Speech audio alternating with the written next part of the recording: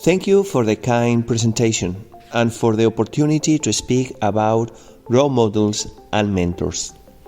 They can have a very important impact in our lives and can really help us become better professionals and happier individuals. I want to start by thanking all of them and also by reminding everybody that our role models and mentors can really shape our careers. So choosing the right ones is too important to be left to chance. That's why I decided to write this article to help people choose the right role models and mentors for them, and also to become a better mentors for others. In this article, I describe how to identify the right model for you, and also describe the qualities that a good mentor should have. The other quality which is extremely important for any mentor is sympathy and active listening. Mentors are not there for answering our questions, but maybe for asking his or her own questions. Of course, good chemistry between the mentor and the mentee is extremely important. You need to find that kind of feeling so you can trust your mentor. And then, of course, a mentor and a mentee should share some common values. Once again, all of these qualities are important. Maybe the right mentor for you will not have all of these qualities, but think about this when you are trying to select a mentor, or maybe if you are already doing some mentorship, think about yourself and trying to see which one of these qualities you fulfill. Now, let me tell you very briefly about two people that I really admire. These people are not mentors. They died before I was born. But these are two role models, and role models are probably even more important than mentors. Role models are people that we admire, people that we have identified because of their lives, something they have done, the way they have responded to big challenges. And when we need to decide which way we want to follow, if we think of them, probably we are going to find the answer to a very difficult question. What should I do? What that person will be doing in this particular case. The first one, Ernst Julius Cohen. He was the third president of IUPAC. He was a quite prominent chemist from the Netherlands, and he worked tirelessly for peace. He was the IUPAC president that managed to get Germany back into IUPAC because IUPAC was created in 1919, just after the Second World War. And this guy was a champion for peace and global cooperation. And unfortunately, this guy was assassinated in Auschwitz in a gas chamber because he was Jew, for the same people that he was championing all his life to get back into the chemistry community. The second person, Enrique Moles, he's the father of chemistry in my own country. He was extremely passionate about chemistry and actually trying to promote science in a country where science was not the main thing for sure.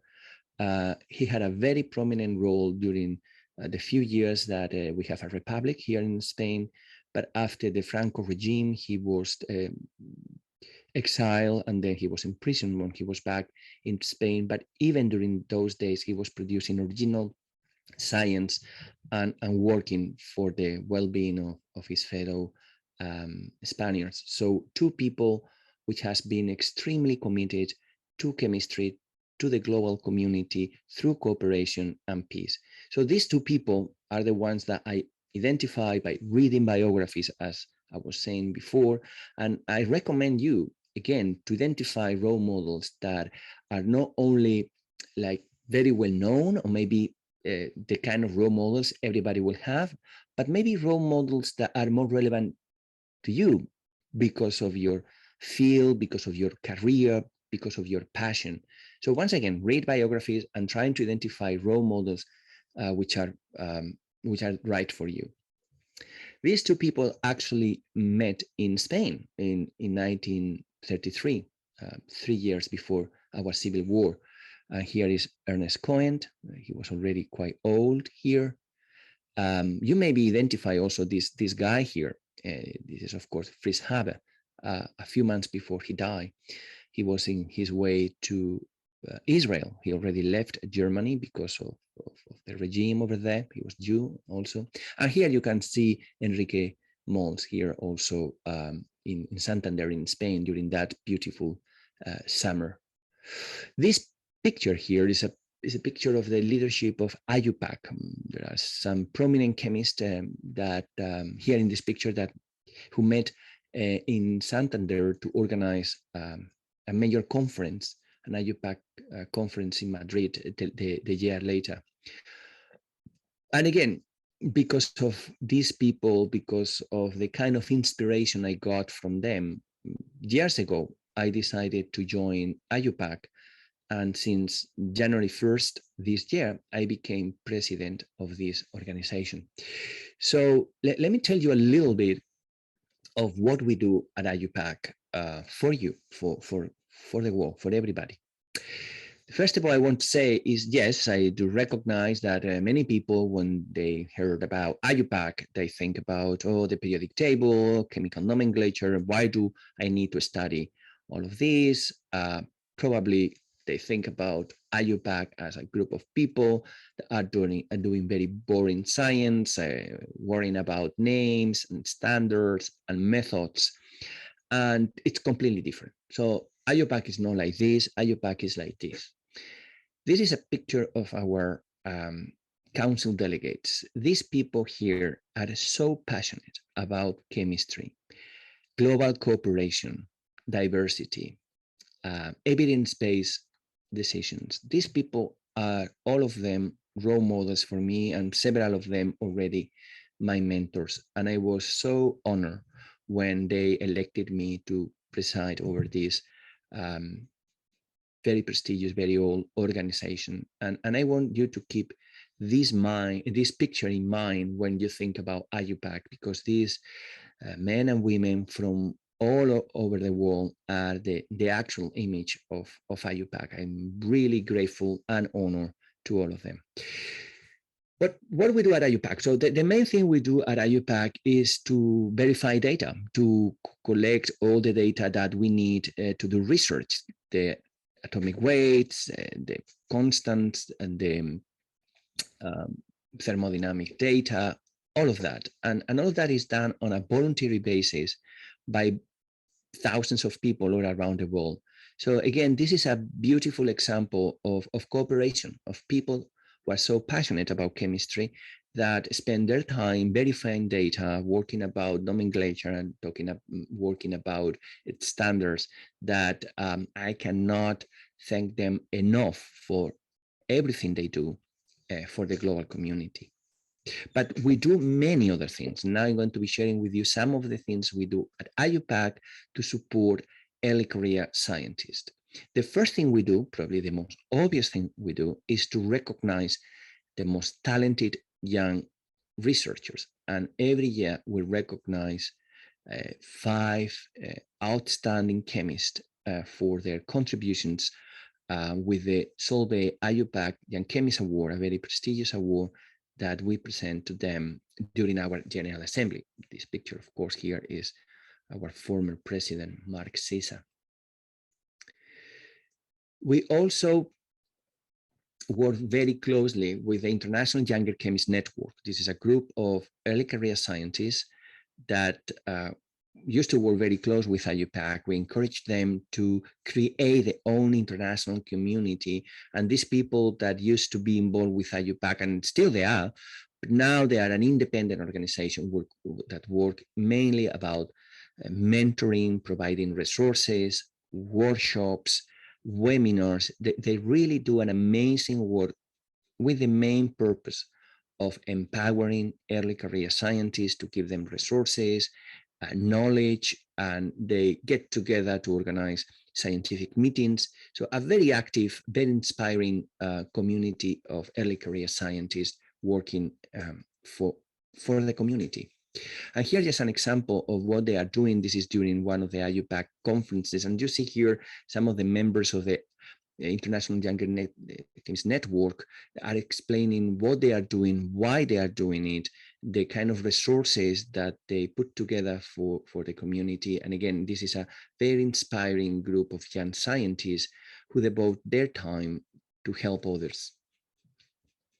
And this is just a testimony of one of the observers, of the mentees we have within IUPAC. We have a program called Young Observers, when we invite young chemists to join IUPAC for a few days, and we provide them with mentorship, with resources, with information, and most of them get engaged with IUPAC, and some of them actually became members of our organization. This is a beautiful picture of some of the people, young observers and members of IYCN that we recognize during our General Assembly. And again, this picture with all these smiling faces is probably a better picture of how IUPAC looks like than what you may have in mind before listening to me. We are also extremely committed to recognize women in chemistry and chemical engineering, and that's why we also recognize those women who have made significant contributions to the profession. And this is always a beautiful, beautiful event when we call them to a stage to recognize them for the many wonderful things they are doing. This is one of the most beautiful things we do at IUPAC. And coinciding with the International Day on Women and Girls in Science, we organized the Global Women Breakfast. This is a beautiful event that is organized all around the world, where women and men get together for breakfast to discuss things around diversity, to work on projects that will help women to advance in their careers. 20,000 attendees in more than 300 events gathered last year, and now on February 16, 2022, we are going to organize the next edition of the Global Women Breakfast. I hope you can join us in this global celebration.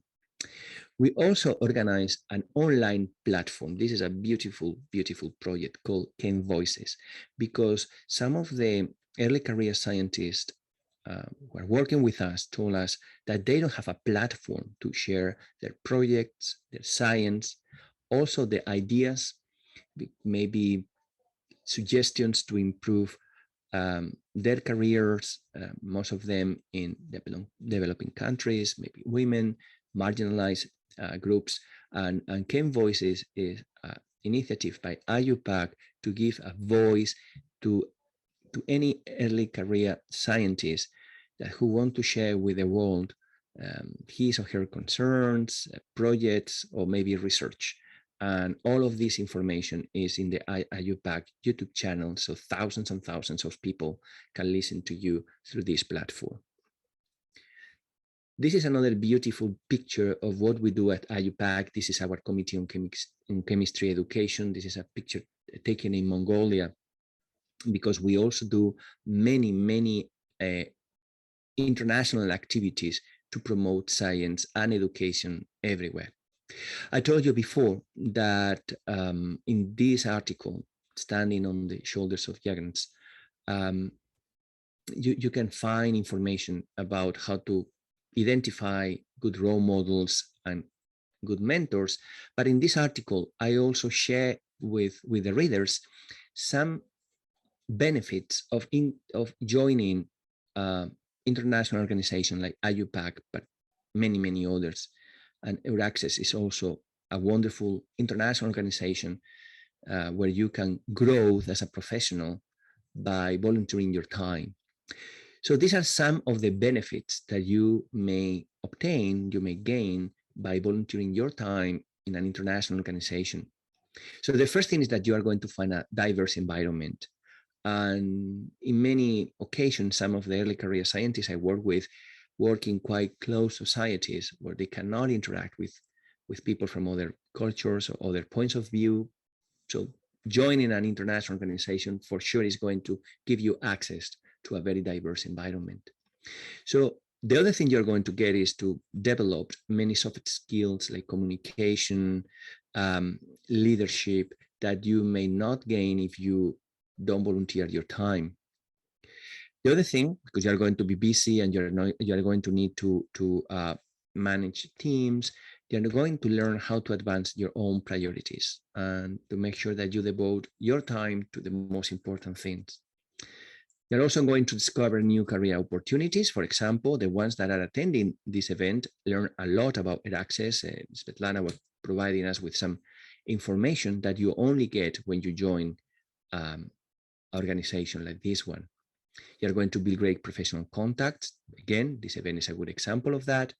You will shape your field and make a difference. So if you really commit your time and you have a leadership position in a top in a main organization, you can really shape your field and make a difference. And now I really enjoy this opportunity because of the time I devoted to IUPAC. Now I have a prominent role where I can make a difference to chemistry. And probably the most important one, and the one that I really enjoy the most, is that you will make friends from all around the world. This is a fantastic benefit from volunteering in an international organization. I showed you before the pictures of our delegates. I have friends pretty much in every corner of the world, and they are great friends. They share my passion for chemistry and many other passions. So this one is probably the most obvious one, but also a great benefit from joining an international organization. So during the introduction, I was also introduced as an entrepreneur, and I would like to tell you a little bit about my own personal journey as an entrepreneur, because some of my main mentors are the ones that help me to transit or to adapt from an academic environment to an industry environment. So I'm going to tell you a little bit about this journey. I did my postdoc at MIT. There I discovered a new technology which is based on a mesoporous zeolite. This structure that's seen here is the crystalline structure of a catalyst that contains mesoporosity, which is extremely useful to make these materials more active and more selective. So after that discovery, I had a big question. I asked myself, what should I do with this discovery? Should I just publish it and continue with my academic career, or should I try to start a company around this discovery? Because obviously this catalyst had a huge impact and a huge potential for making money, for making a company. So at that time, I talked to one of my main mentors, Larry Evans, who later became the CEO of my company. And he told me something that it was so true. And I'm so grateful to him, because he told me that now, Javier, if now you start a different career path and become an entrepreneur, you are going to develop new skills. You're going to learn something new. And you're also going to become a better scientist and even a better professor, because you're going to be learning things that otherwise you will never learn. I decided to follow that piece of advice. I packed everything and I moved from MIT in the East Coast to Oklahoma. I don't know how many of you have been to Oklahoma, but this is the Oklahoma I found. This is the lab space we identified there. The lab didn't look great, was the only lab space what was available in that region. And you may wonder, so Javier, why did you left MIT when you have all the resources and moved to Oklahoma, to this particular town where there was no proper research facilities? And the reason is this person here, Marvin Johnson. Marvin Johnson has been not only a mentor, but a role model for me. He was retired. This guy here had 250 patents under his name. He decided to join me when I had no money, no credentials.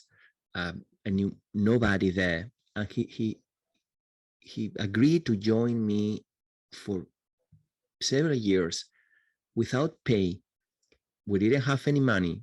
I moved to Oklahoma to scale up my technology. I didn't know anything about the industry. He knew everything about it. He worked for over 40 years in the chemical industry. And I learned so much from him, not only in terms of science, but also in terms of life, career development. He was, again, not only a mentor, but also a role model. And I was so happy. I'm happy now when I see things, I say from 2022 in perspective, that I decided to leave MIT and join this guy in this lab space to start a company.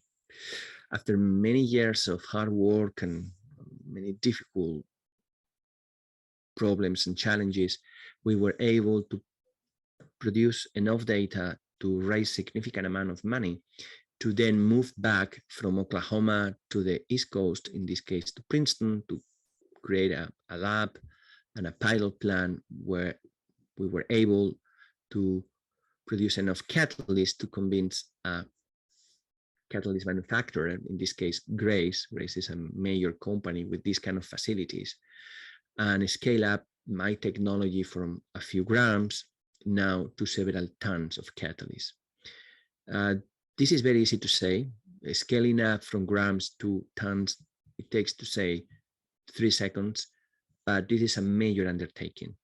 It's extremely difficult that you're able to take your technology and translate that innovation from the lab to a major plant, and to put that into a refinery in this case.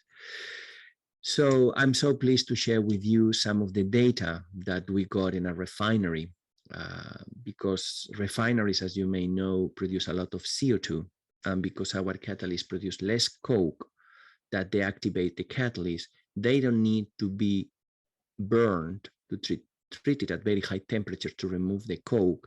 And because of that, we are able to reduce in between 5 to 10% the amount of coke which is deposited on the catalyst, and because of that we can save between 1 and 1.2 million tons of CO2 per year. This technology is now being used everywhere. In 2019, before the pandemic hit us, we were able to sell this company to Grace, to this major catalyst producer, and now Grace is commercializing our technology everywhere. So just in a few slides, I try to convey the personal journey of being an academic, a postdoc at MIT, moving to Oklahoma, and now selling the company to a major catalyst producer. So it has been a really a big learning experience for me, who inspired me in so many different ways, and allow me to meet two of my mentors, Larry Evans and Marvin Johnson, the two people I mentioned before. Last year, Nature launched this initiative to promote science entrepreneurship, and I was interviewed to share this experience that I just told you. And if any of you are considering creating a company to commercialize your science wherever you are doing, I highly recommend you, I strongly recommend you to go here to this Nature's website and listen to this series of podcasts, because there are many scientists who, in a very inspirational manner, tell you about how to take all these steps from the idea to the selling of the company. The other thing I have done, and now I'm coming back to Spain, and maybe on a more personal basis, but with the resources I got from selling my company, I created a program in Spain called Celera, where every year we select 10 outstanding young people who are living here in Spain. I don't care where they are from, but they need to be living here. And we provide them with resources, opportunities, completely free for them. But it's a wonderful community where they are learning and growing personally. And of course, mentoring is the main thing we provide them with. But besides the mentors that we have identified for them, they become mentors to each other. And this community, it's a community of leaders, community of people who are so inspiring that they are becoming mentors of each other in a very natural way. And I'm going to share with you some of the success stories of this community. When I decided to create Celera, now 7 years ago, I didn't have any of this in mind. I only wanted to provide resources, opportunities, and mentorship to young people in my country, which are suffering so much from brain drain. And I wanted to retain the talent here. Again, I didn't expect any of the stories I'm going to share with you now, but they just happen. And they happen because of this amazing community that we have been building over the last 7 years. The first thing I want to share with you, and this is in Spanish, but I think it's very easy to understand, that some of our members managed to raise over $300 million last year during the pandemic. So they are becoming extremely successful entrepreneurs. And the reason I want to share this piece of news with you is because the guy in particular that was able to create this company and to raise so much money, I remember talking to him, and he didn't know what to do. He was looking for a mentor. He was looking for inspiration. And during the pandemic, we provided him with the resources and with the mentorship that inspired him to launch his company, and now has a very successful company which is growing so fast. I actually managed to raise a significant amount of funding, so very proud of him. But maybe on a more personal level, I want to share another story because this started with a phone call. I remember exactly 2 years ago, I got a phone call from one of our members, and he told me, Javier, this news we are getting from China are worrisome. Something bad is going to happen. And in particular, we are going to be running out of medical respirators, because here in Spain and in Europe in general, we don't have enough respirators. If a coronavirus come here to Europe in the same way is hitting China in such a bad way. And well, I wasn't sure about that. I didn't know anything about that, but I told him, okay, Javier, if you think so, let me know what you need. He was asking me for resources, contacts, workshop, and then we put together all of that, and indeed, a few weeks later, and this is March 2020, the authorities in Spain was telling us that they have to choose who will receive medical respirator, who couldn't, because we just didn't have enough of them. So the guy was absolutely right. He's a guy, this is Javier, and this is our team, and they start working first on this prototype here in red, and finally in this medical respirator, who was the first medical respirator approved by Spanish authorities to be used in COVID-19 patients. I'm extremely proud of what we managed to do together in just a matter of few weeks. This is from our national news, and this is only April 10.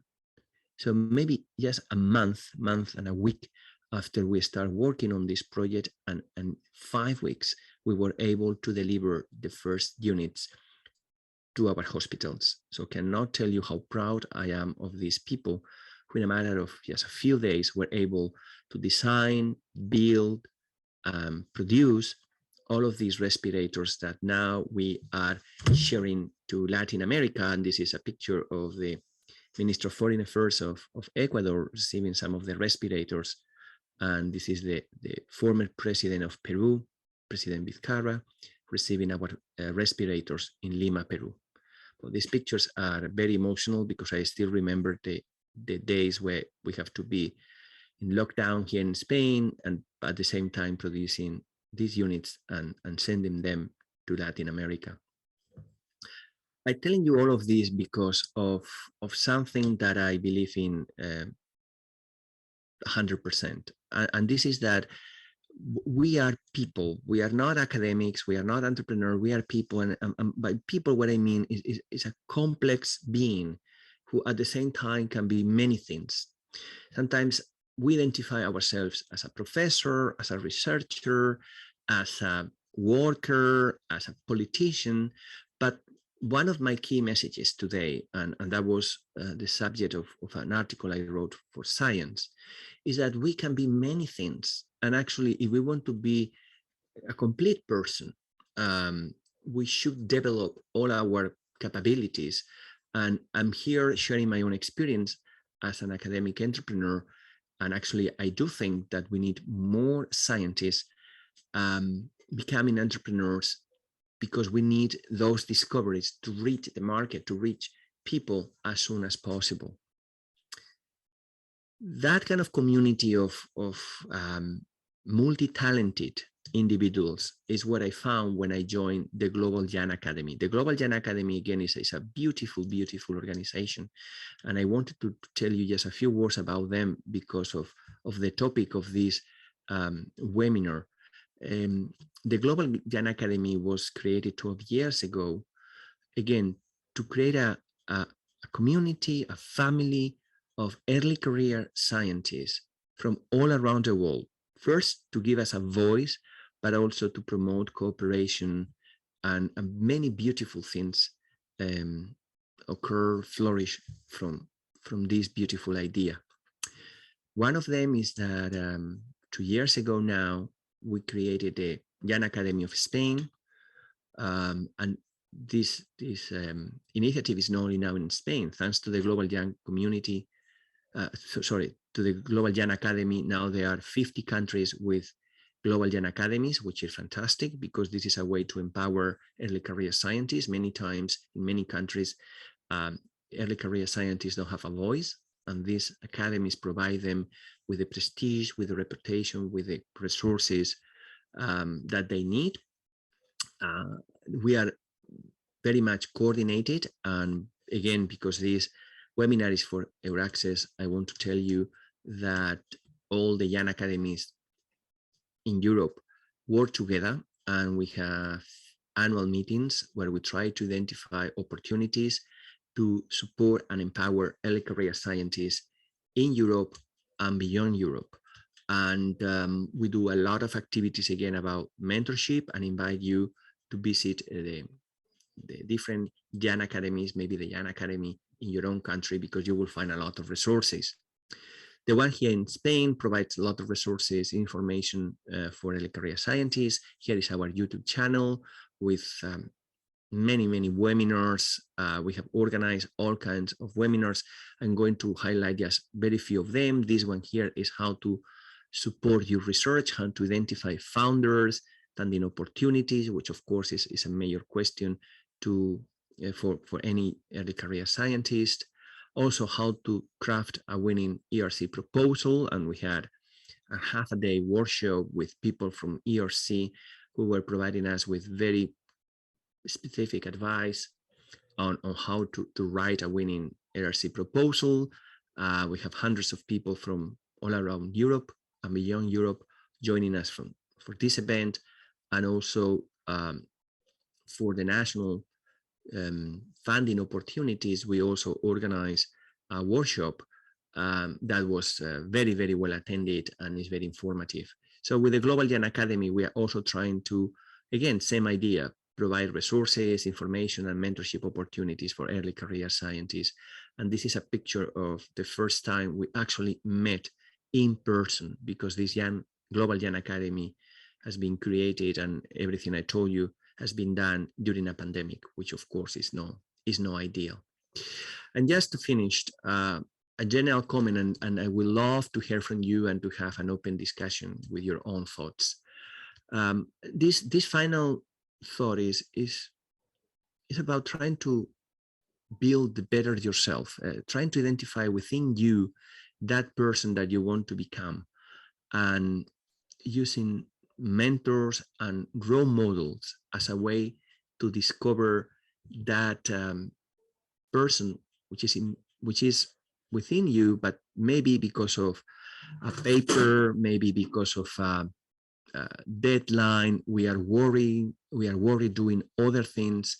And again, I highly recommend you to find a few mentors, maybe 1 or 2 mentors, and definitely role models within your field, who are going to help you identify the best version of yourself, which is always what we need to do during our lives, right? Trying to build the best version of ourselves. And with that, I thank you once again for the opportunity. I hope this presentation was useful. I put a lot of time putting together all these ideas. I hope it was not too much. And now I'm open for discussion. Probably I'm wrong about many things. So you want to challenge me, that's perfectly fine. Thank you very much, Professor Martinez. I will now stop recording in order to have this record for later on, and we open the discussion.